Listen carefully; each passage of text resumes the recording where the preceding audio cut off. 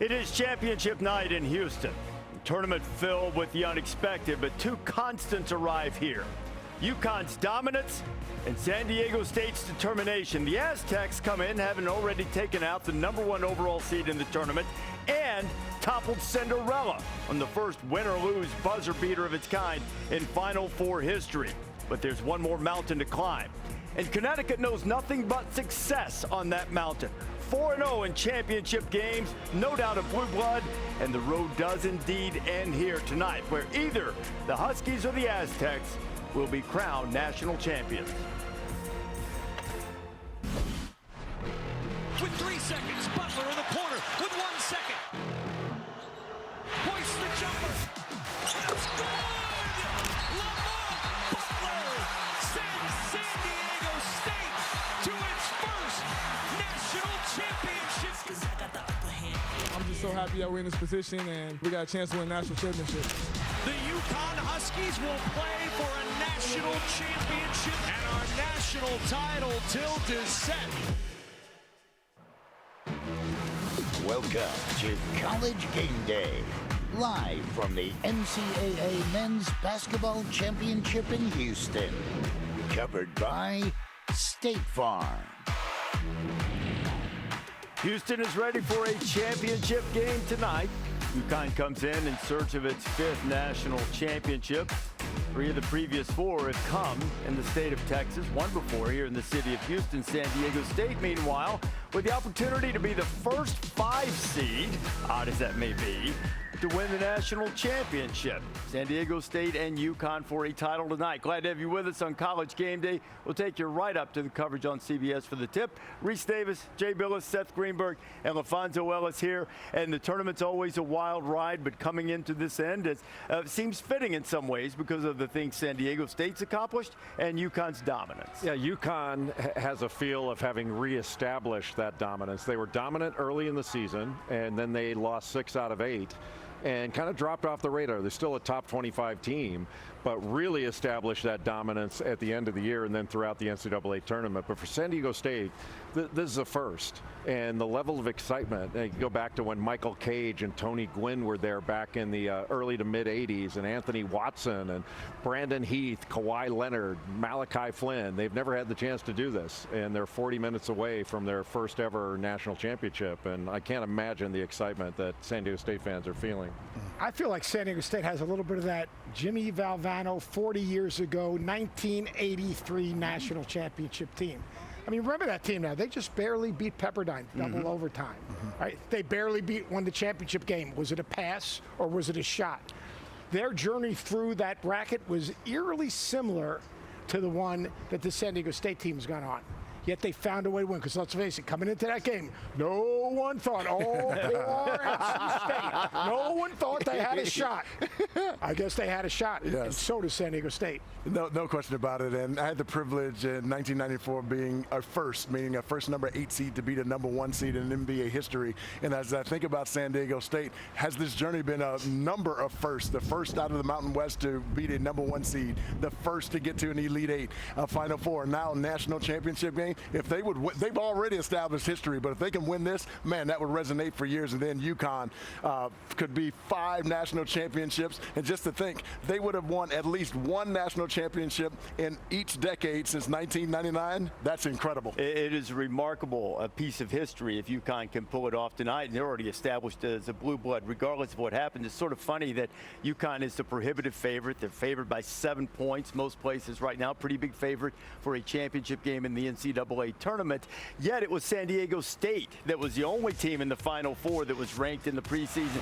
San Diego State's a 30-win ball club. They're a team that's a veteran group, but that score differential, they've only outscored their opponents by 38. 7th lowest entering the title game in the last 20 years, and only Virginia among that group ended up winning the national championship. They're the 3rd team to win consecutive tournament games by a single point, and they've overcome deficits of at least 8 in their last 3 and 14 in the national semifinal against Florida Atlantic, where it appeared that the Owls had them on the ropes, but you can never count out this Aztec team of Brian Dutcher. Chris Budden is with us right now, and when others keep doubting, the Aztecs keep coming through, Chris. They do, Reese, and you go back to 2019-22, they are the third winningest program in the country behind Houston and Gonzaga. But as you said, they're the underdogs tonight. This is a program that's never won a national championship up against UConn, who's got 4 of them. The Huskies with multiple NBA prospects. The Aztecs, they don't have any right now. And as you mentioned, UConn beating teams throughout this tournament by an average of 20.6 points per game. The Aztecs had to come back down 14 just the other night. But Brian Dutcher says the biggest challenge tonight, it's not the opponent, it's how his team handles this stage. They haven't had to worry about a close game so far. So hope we can give them one, and we'll see if, what they do in a close game. They've been fantastic. They've run through the field, and so it's a great challenge. But our opponent is ourselves, and that's almost John Wooden. It's like be at your best when your best is required, and that's what we're going to try to do. We're going to try to play our best basketball. And if they beat us at our best, then we're going to congratulate them and shake their hands. But if we play at our best, we'll have a chance to win the game. Reese, this is a deep and veteran team that admits they don't always play pretty, but they find ways to win. And they're 40 minutes away from a first national championship in program history. I think it's 3 fifth-year players, a 6th-year guy. They're certainly not going to be daunted or intimidated by anyone on the other end of the floor. We'll get back to Chris in just a second for more on UConn. And speaking of the Huskies, that was a really important graphic that popped up there. San Diego State 10-1, games decided by 5 or fewer. UConn is yet to win one, and as Dutcher alluded to, there haven't been any close games for Connecticut in this tournament. The closest one was Miami. 13 points in the national semifinals.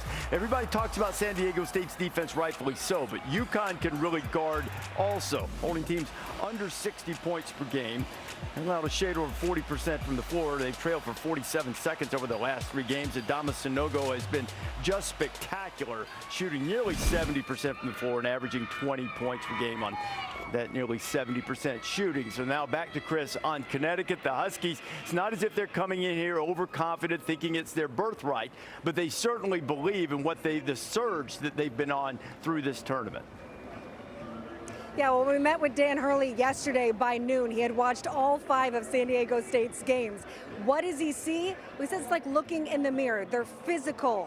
They like to play hard defense just like they do. But says the biggest challenge tonight is going to be how they handle that adversity. Yeah, I feel like I'm already, working the officials for freedom of movement. Yeah, they're physical. They've got an older team than like 5 NBA teams. They play really, really hard. The good thing for us is we do that every single day. Like we practice really, really hard. We come from a really, really hard playing league. So I think it's just going to come down to, obviously who outplays the other. Hurley knows the narrative that they have dominated teams throughout this run in the NCAA tournament, but he wants that storyline far out of his locker room tonight. He says that the bumps that they took during that January stretch are what define this team, and that's what they're going to rely on tonight, Reese. It's not the only thing they're going to rely on. Probably going to rely on those, the Dragon boxer shorts are the lucky ones. Too much information right there. Hey, Gurley said yesterday they're not undefeated, but they have the best record. San Diego State. The only other championship San Diego State has won at the Division I level, men's volleyball. In 1973. So I have an opportunity to match that tonight. And UConn, of course, as we've mentioned several times, a chance to win a 5th national title. Got some fans out here. San Diego State, it looks like. Is that San Diego State jersey right there. They've met one time before in the tournament, the year that Kemba Walker led UConn to the championship. They defeated a really good Aztec team and Kawhi Leonard in 2011. COVID maybe kept San Diego State a chance for being on this stage here.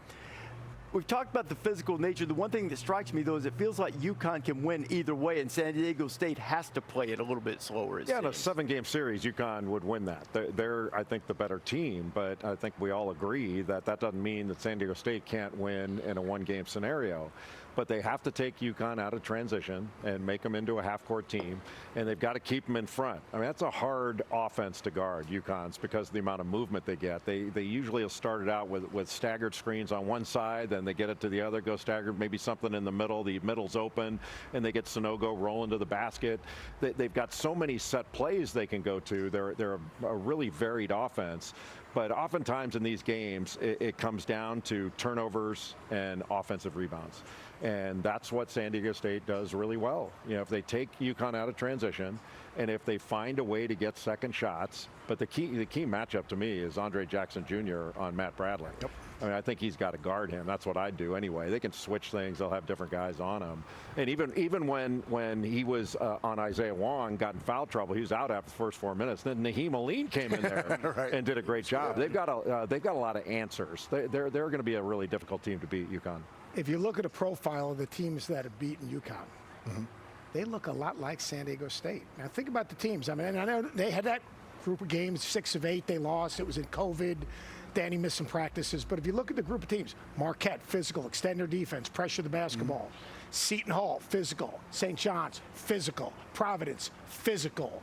All right, teams that get up and underneath you, push you out a step further because the rhythm of this UConn offense is really important. But if you push that offense out a step further, if you limit your exposure to how long you have to guard in the half court, now all of a sudden Sanogo maybe gets a step off the block. Hawkins come off those screens is a step further out.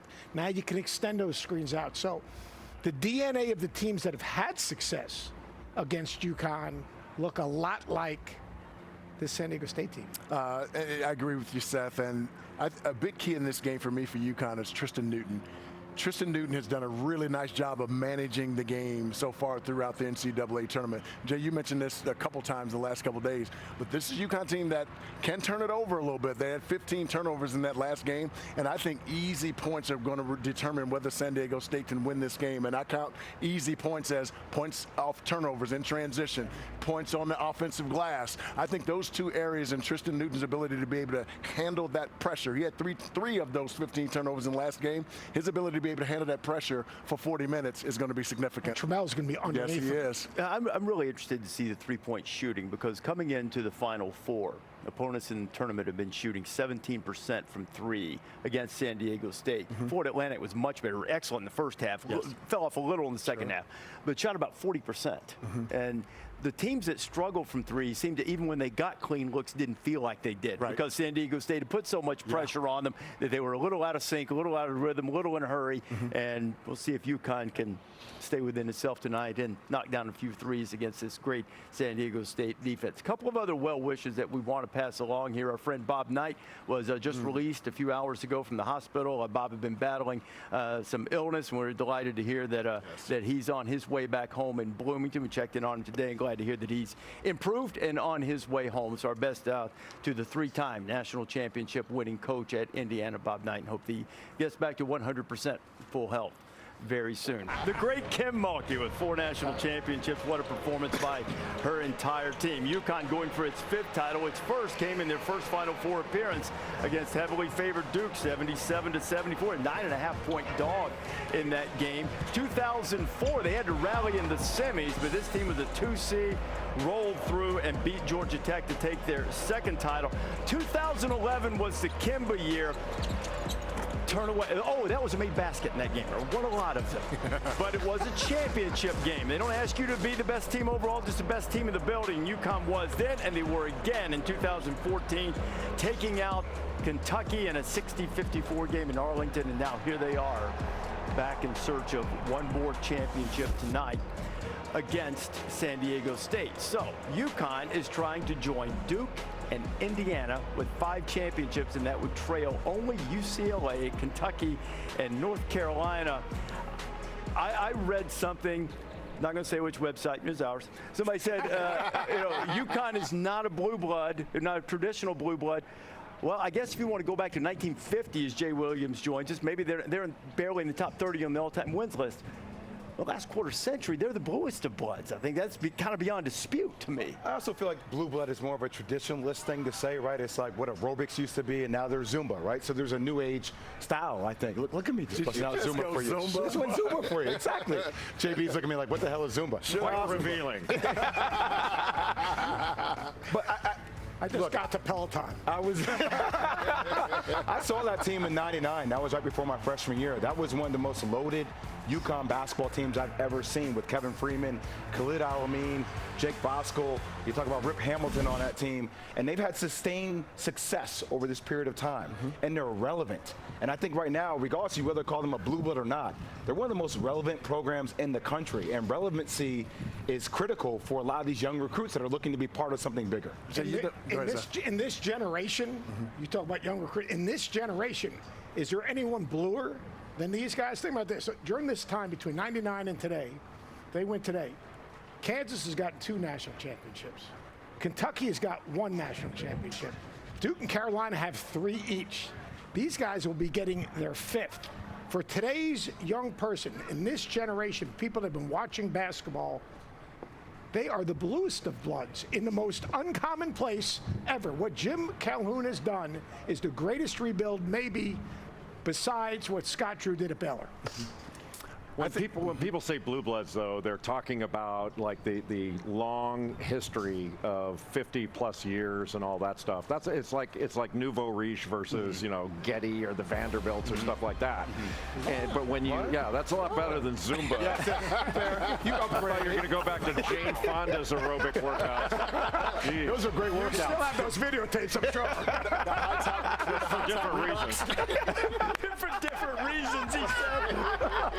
But the last 25 years since Jim Calhoun got there and built up a program out of nothing, and it really was. I mean, D. Rowe did a great job there, but it wasn't a nationally relevant program like Jim Calhoun built it into.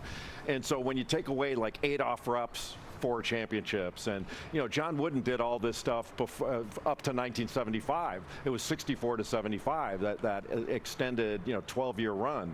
But for UConn, there's nobody in the game right now. If they win this one tonight, that you can say, hey, wait a minute, you got to put them above UConn. They're right with anybody, with Duke, with Kansas, North Carolina, Michigan State, Gonzaga, whatever. UConn has to be in there, or you're making a mistake. Jay, whether it be that American or being in the Big East, I think the fact that they've not been on our network very often, at least since I've been back, been here with ESPN, and I think what happens is people forget that they've won as many championships. I had to look and say, wait a minute, I knew they had 3. I didn't realize they had 4, and obviously on the precipice of a 5th.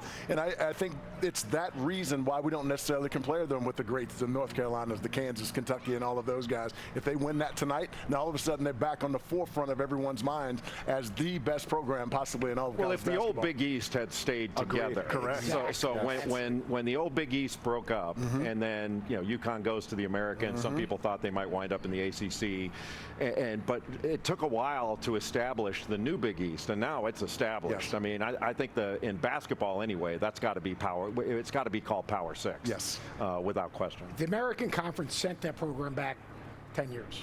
5 years, whatever it is. Exactly. There was no geographic footprint for them to recruit to. It was not the sexiness of what the Big East is. They moved back from the Big East. They hired Danny Hurley, who basically could recruit the corridor of the Eastern Seaboard, and they got basically their mojo back. I don't want to parse words over it. I don't think it was the American that set them back. It was UConn that set themselves back by pursuing the American and thinking they had to go after football money. Like this, they're a basketball school. Their fans, they don't. You said this the other day. You're right. They don't care about playing, Memphis or Houston. They want to play Villanova and Georgetown. I've always loved their style, though, and that's how they recruited me. Sure. Dave Lato recruited me under Jim Calhoun, and it was a guard-oriented style. In-your-face, tough defense. You got to give Kevin Ollie some credit there too, winning a championship, because he was a part of that legacy, and now I think Dan takes it to another level. You've been able to handle Calhoun. He would have been sent to aerobics. He was going to Richard Simmons back in the day. If James Fonda was there, I was going. This is true. That was one final word about Calhoun's building effort. Now, I grew up watching the games of the week. Back kids, there used to only be 1 or 2 games on every week, and you'd see Notre Dame, you'd see UCLA. So I followed college basketball from the time I was 5 or 6 years old. And I half jokingly told Calhoun, until you got to UConn, I didn't even know they were Division I. They were in the old Yankee Conference. They only started playing in the Big East, you noticed. But before that, you thought Connecticut, that's a place where people in New York go to get their Christmas trees and park their cars for work. You didn't know they had a basketball program there. And then he built it into a national brand and one that could win. They'll be ahead of Kansas. Crazy. That's stunning. They will be ahead of Kansas in national championships if they win tonight. Crazy. It's remarkable. And you still have the greatest coach of all time who coached the women's team there with 11 national championships. Gino Auriemma there, pretty darn good coach in his own right with a national championship. Steve Fisher won one at Michigan and laid the cornerstone for this great San Diego State build.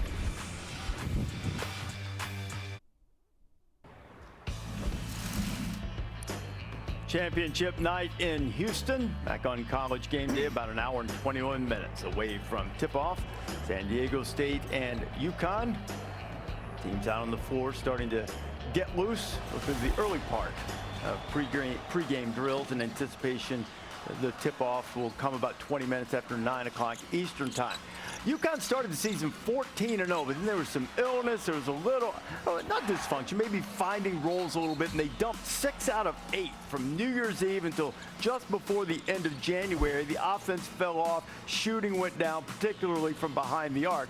But they figured it out on the bookend part of the season. Everywhere else, they're 28-2. That's part of the reason I don't think the committee misseeded them. By resume, it's probably about right. But in terms of their talent level, this is a 1 or 2 line type of team. Chris Budden is back with us now. And throughout all of the troubles, Chris, the one thing that UConn has been able to do, especially in the latter part of the season, is keep its eye on the prize.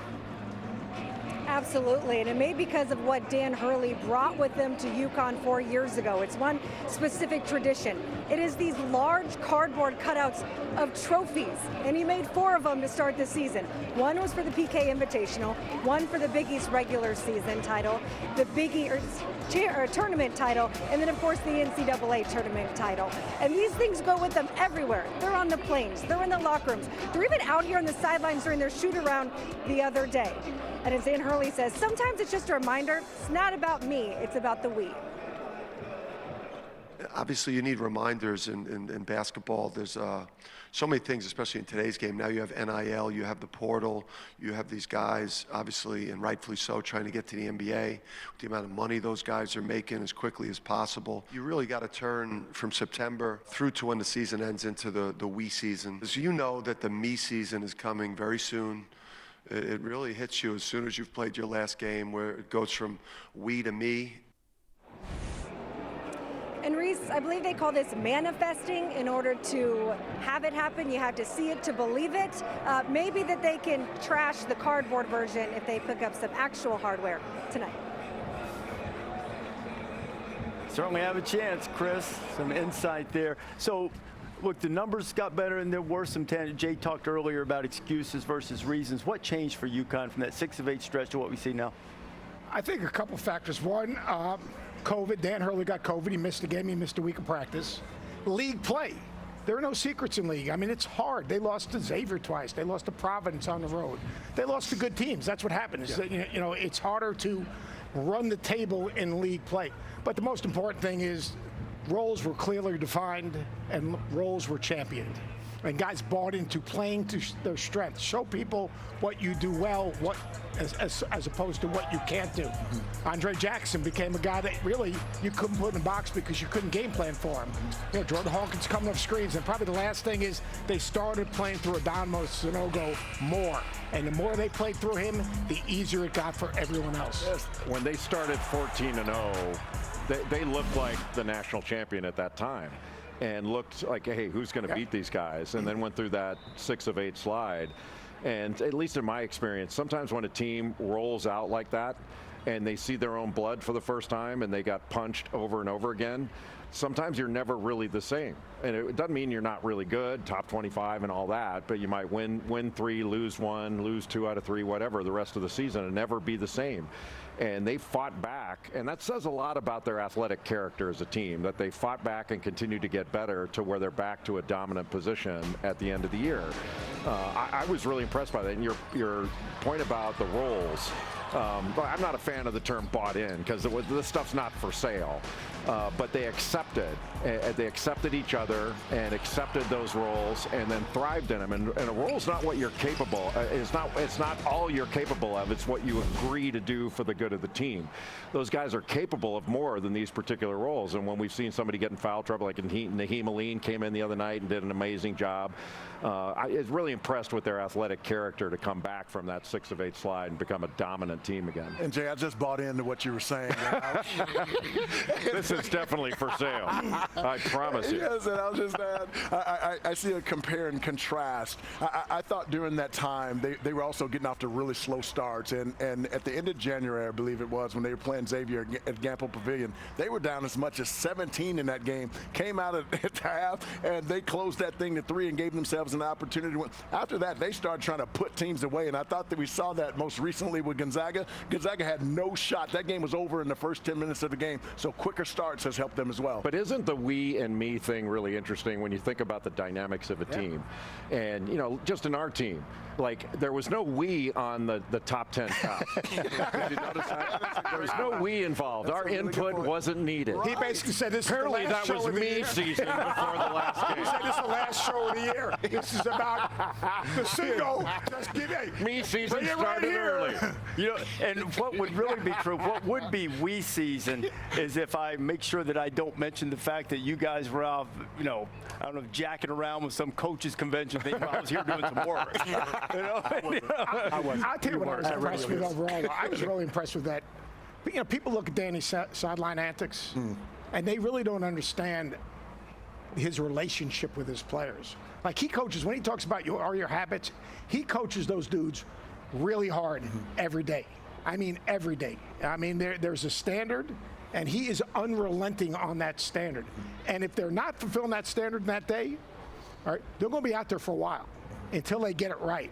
And that includes their roles. And I would say buying in, I'd say championing their roles. If a guy gets outside of what he does well, I mean, it is put, boom. I mean, it is addressed immediately. Seth, how similar is he to Izzo, since you know them both so well in terms of that? His dad? No, Coach It's Izzo. Tom Izzo. Tom Izzo. Very similar. The amount of time both of those guys spend with their players off the court enables them to coach their players that hard on the court, because they all know how much they really care about them away from basketball, just as people growing as people. The difference is Danny Hurley drinks coffee in the morning and Tom Izzo drinks hot chocolate. Can you imagine that? No coffee, drinks hot chocolate. I like hot chocolate. I like hot chocolate too, but I probably need a little stronger caffeine kick in the morning than hot chocolate can deliver. The one thing about it, I would suggest that there be many collectives around the country who consider buying into the news that is just crossing right now, that high-scoring Oral Roberts guard Max Asmus is into the transfer portal. Averaged nearly 22 points per game this year, led Oral Roberts to the Sweet 16 a couple of years ago. Has another year left, and Texas Tech or Wichita State. I would imagine there are some collectives looking to get busy. South Bend ain't bad, big boy. I'd say that's a violation, but there's no such thing as a violation. I don't think there are any violations anymore. We got the warm-ups going on. It's over an hour away. It's the start of the national championship game between the Aztecs and the Huskies. Some of the things that Seth was just talking about with Dan Hurley and with Brian Dutcher will be revealed in our conversation with the coaches. We weren't invited to that San either. Diego State University is a terrific place. I mean, I think it's the second most applied to school in the country. And with the way we're having success, it might be the most applied to school in the country.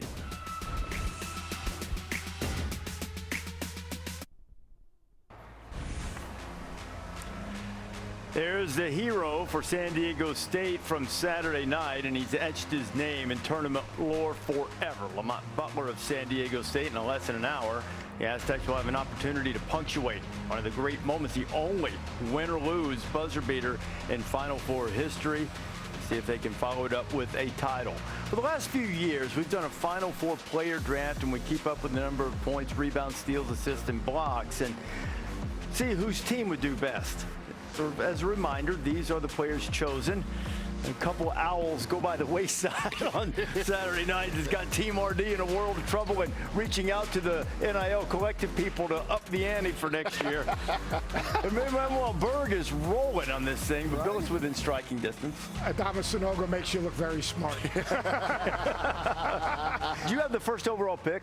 I don't know. I mean, Cavman is the only person that knew the draft order. So Cavman is the producer. Cavman, did Seth have the first overall pick to get Sanogo? Yes, you did. So congratulations. You got to acquire talent, right? You got to acquire talent. That's the whole big thing, right? It's the key, obviously. So look at that right now. So It wasn't coaching. You Bill. feel good about what your team is? You can come back and reel in that 9-point deficit? I don't care because we don't have another show. I'm going to tell everybody I won anyway.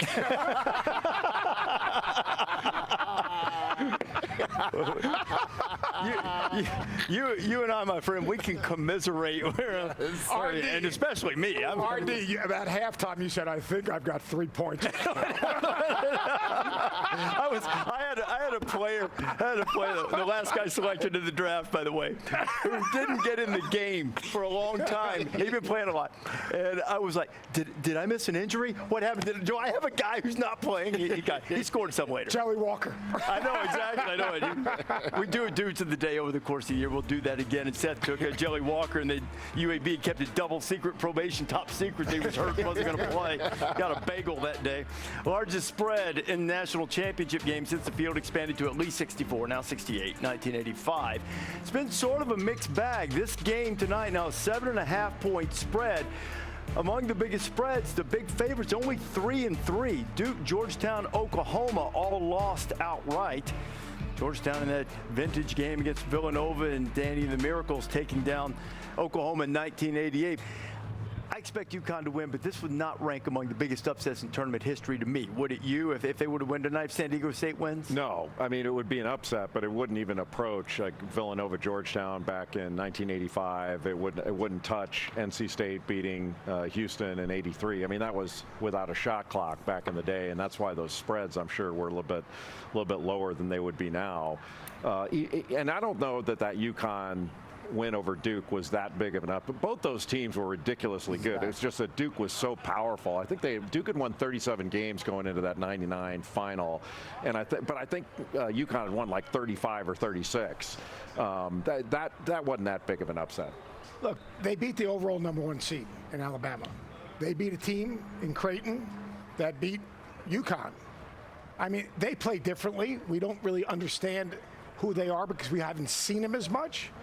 But I wouldn't be shocked at all if San Diego State wins this game, just because, similar to maybe that Georgetown-Villanova game, if they can impose their identity on the game like they did against Alabama or they did against Creighton in terms of the pace of the game and possessions, I don't even look at it close to being one of those great upsets. Yeah, I think if they make it a bar fight, they can win in the trenches. They can find a way.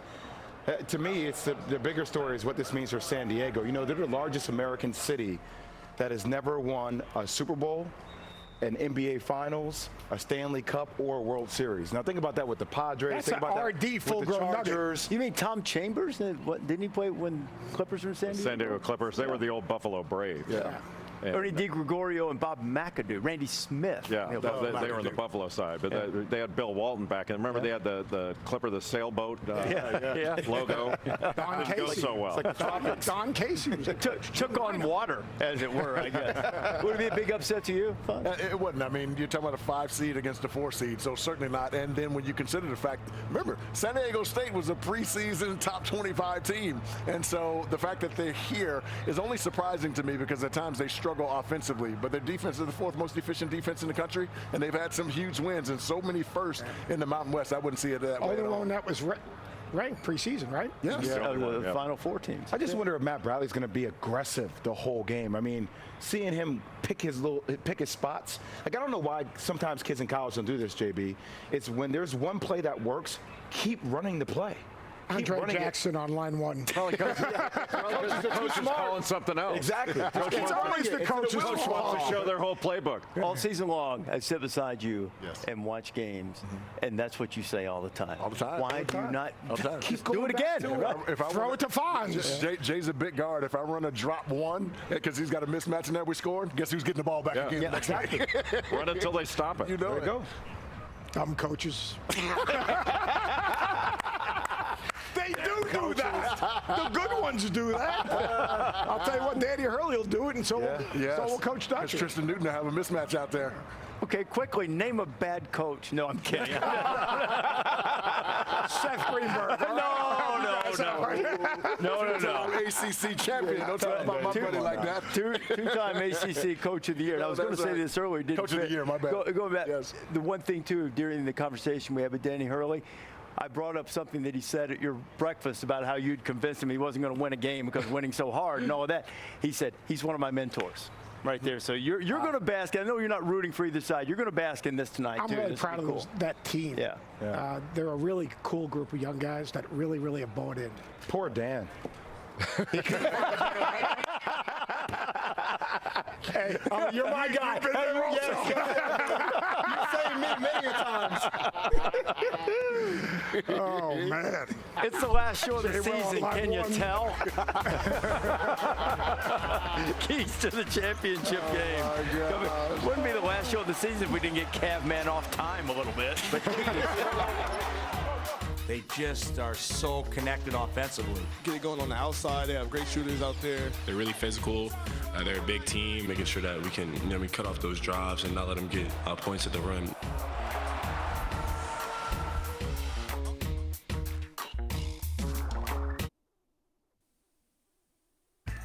This is College Game Day, covered by State Farm. dudes of the day for the tournament. It was a rough day for a couple of us again. We'll see where it's at. Now, remember, we're not just picking. If someone has been selected in the tournament, you can't pick them again. Right. So a lot of guys are off the board. So let's do dudes of the day. Billis, you start. I'm going with the man of the hour. Lamont Butler hit the game winner in the national semifinals. And you know who the all-time leading scorer at Riverside Poly High School is? Lamont Butler. Wow. You know who's second? Who? Reggie Miller. Wow. Whoa. Pretty impressive. That is very impressive. I'm going with the lefty, Matt Bradley. Really struggled early on in this tournament, only averaging 6 points a game, but he broke loose in his last game. 21 points in that one, shot 4 of 8 from the three-point line. For them to have a chance to beat UConn tonight, he's going to have to be exceptional. I'm going to go with Alex Carabin. He was plus 24 in the semifinal game. He can knock down threes. He can rebound the ball. He's a terrific cutter. He'll get some rebounds, maybe a deflection and a steal. That dude has a high basketball IQ. He's going to put up buckets tonight. And perhaps when he does, he will do so getting a few passes from Tristan Newton. Now, Seth has brought up a couple of times, get up underneath the guards, and maybe that's how UConn has trouble. I'm going to say that this is the guy who prevents that from happening for UConn tonight. He's averaging about 5 assists per game, 4 rebounds, close to double figures in scoring. Here are the dudes of the day for the national championship game. Chris Budden with a final report. Reese, when Lamont Butler hit that game winner the other night, you could hear the cheers roaring down all the way from the Pacific Coast Highway to Petco Park, the entire city of San Diego embracing this historical run for the Aztecs. Ryan Dutcher's final message to his team tonight: don't get frustrated early. Just play the next play, and we can play our way into this thing. For Dan Hurley, he admitted there might be some tissues in the locker room before the game. This has been an emotional ride, a team that he literally built the day after losing in the first round last year to New Mexico State. His final message to his team: do not lose your identity. If we get away for that for even just a tick, we become vulnerable. And the difference of what you'll see tonight versus that game against Miami, tonight's game looks a lot more like a fight, Reese. Chris, that's what everyone is expecting for sure as we take a look at the game breakdown brought to you by Workday. Aztecs going to try to slow down this Husky offense. They haven't scored fewer than 70 in any tournament game this year. San Diego State allowed 70 in the tournament for the first time against Florida Atlantic. Huskies have been good behind 3, and San Diego State, as a rule, just doesn't give it up as these two teams get ready to square off for the title. Turns and fires, and he knocks it down. Cold-blooded 3. They just are so connected offensively. They run, their transition is dangerous, they shoot threes. Real physical team. On the inside, they have some big dudes down there. And I feel like we can do some things to slow them down. We have to do a good job in the low post on Sanogo. He's strong and tough. Step, bounce pass, well done. The way that they're going to be ducking in our bigs, making sure that we can, we cut off those drives and not let them get points at the rim. Being gaps, helping your teammates, just defensive rebounding. It's going to be the biggest thing for us. And about 35 minutes until tip-off, the Huskies coming back onto the floor. This deep and talented team can go into the bench, bring in a 7'2" dude who blocks all the shots. San Diego State can deal with Donovan Clingan and Donovan Sanogo and all of those guys.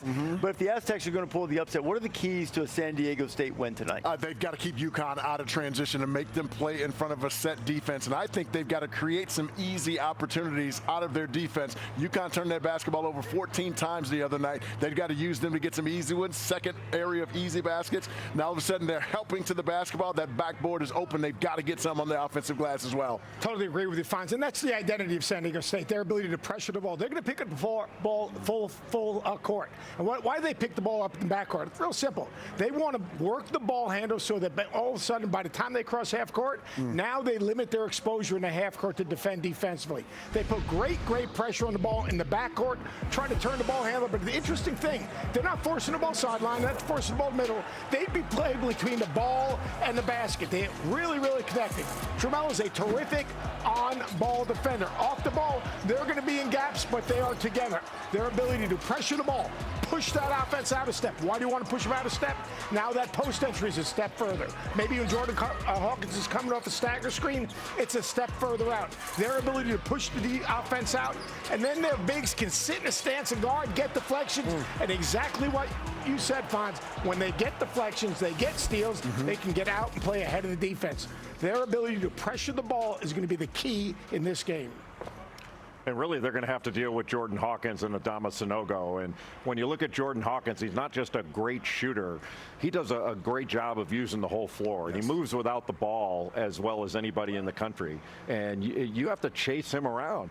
And you're going to have to try to run him off the three-point line. But the problem is, when he catches it, he catches turning into his shot. When he's ready to shoot it, he turns turning into his shot, and he gets it up so quickly. It's really remarkable.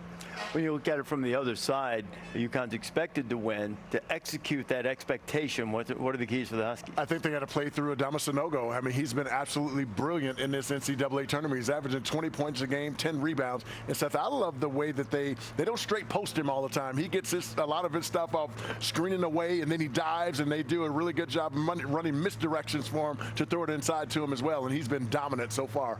You always talk about competing defensively. They got to compete offensively. All right, they can't let San Diego State push them out. All right, they've got to cut harder. They've got to screen bodies. They got to come off those screens hard, ready to make a play. Maybe if San Diego State extends it, they can hit a pocket pass. So compete offensively, and then they've got to rebound the ball on the defensive end. If they can do those two things, UConn's going to win the national championship. Yeah, and UConn can't let San Diego State make them stand. You know, they got to move that defense. And, you know, we just talked about Jordan Hawkins, and when he is running off screens, he's a handful. And he's going to get open eventually. Now, watch him on the right side here. He's going to catch the ball. They're in a two-guard front, and he's going to make a little shuffle cut off this Alex Caravan screen. And then he's going to run off Adama Sanogo on the other side. So you're chasing him all the way to the left side and getting a little wing pin down. But that's not good enough. He curls that, goes to the other side, then Caravan's going to get him again.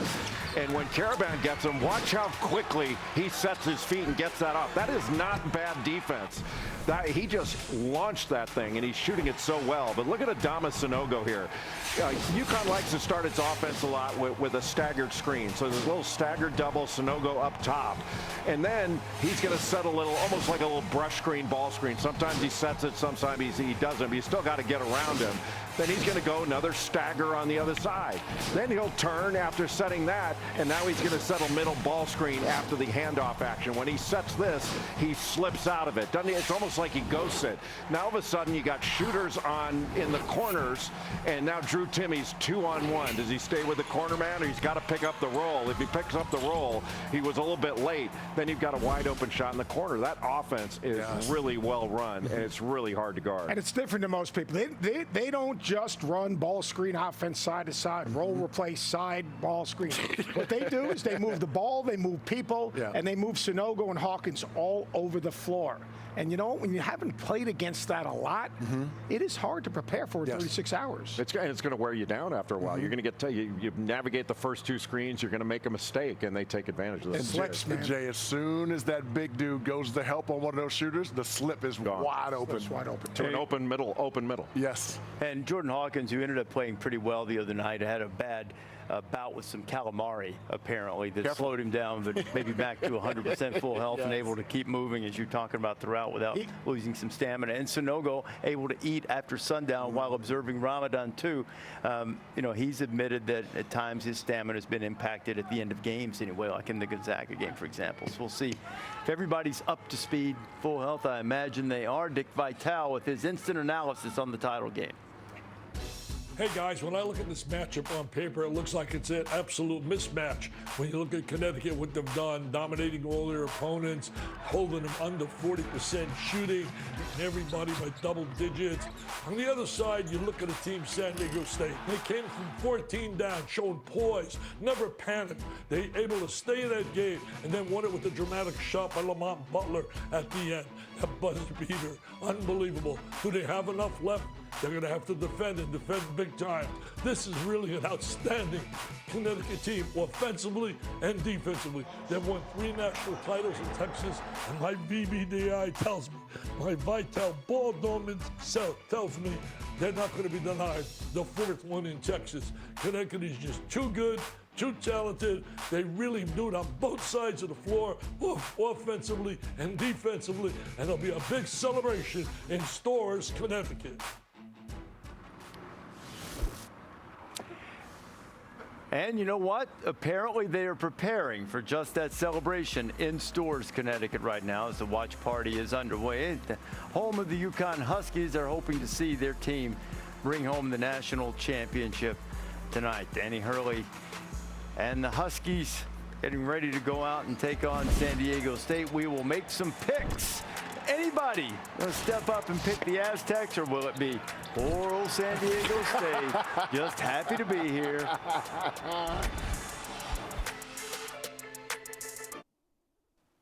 College Game Day is covered by State Farm. The State Farm Personal Price Plan helps you create an affordable price just for you. San Diego State watch party is underway. It's a wild environment. It would be great if we could get College Game Day out there at some point, too. They'll be fired up. And that is a great arena for a basketball game. Viejas Arena is spectacular. Stay classy out there, San Diego.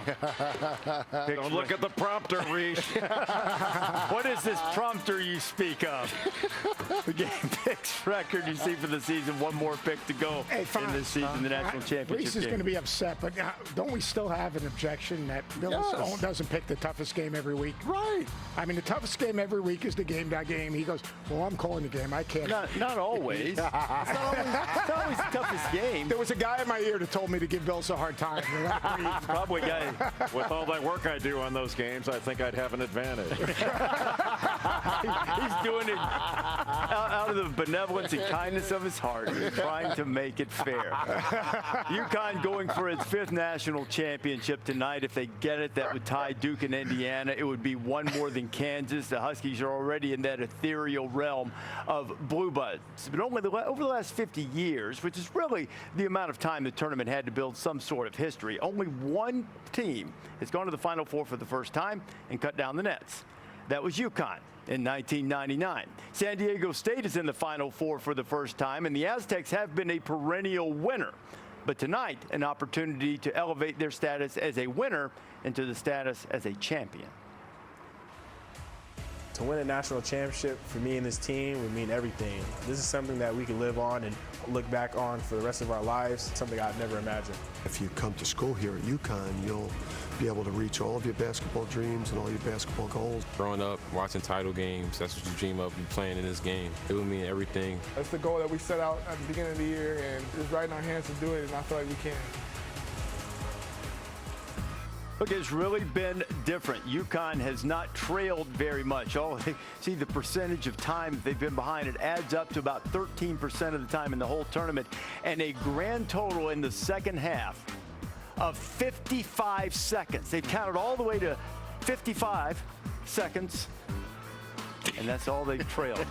That is an obscure inside reference. Just for what did the kids say? If you know, you know, right?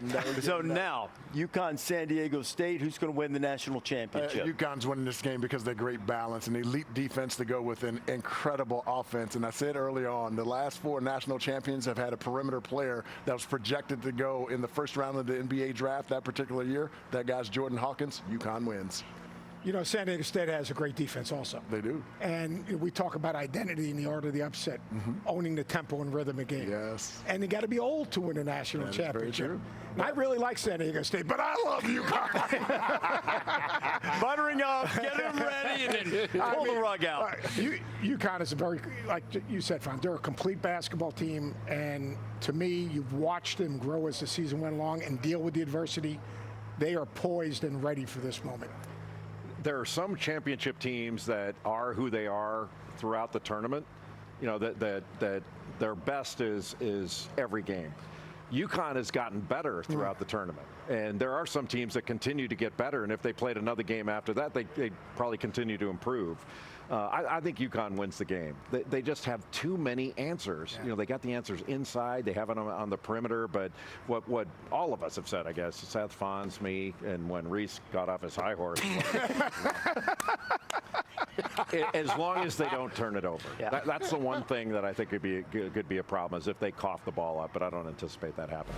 You see the numbers there. UConn favored by 7, some places 7.5. Tip-off's going to come about 9:20 Eastern time. Our friends over at CBS will have the game. And tonight when you watch the game, really enjoy our friend, the great legend, Jim Nantz, who has been the voice of this tournament for decades. And right outside, this is his hometown. He went to college in Houston. There's a street right by NRG Stadium that is Hello Friends Way. Wow. Enjoy it. When just in a matter of moments, Jim is going to greet America by saying hello, friends, and call the NCAA tournament for the last time. It'll be a great broadcast over there. We've had fun bringing this to you tonight. Join us on SportsCenter immediately after game for all the reaction. UConn and San Diego State play for a title tonight.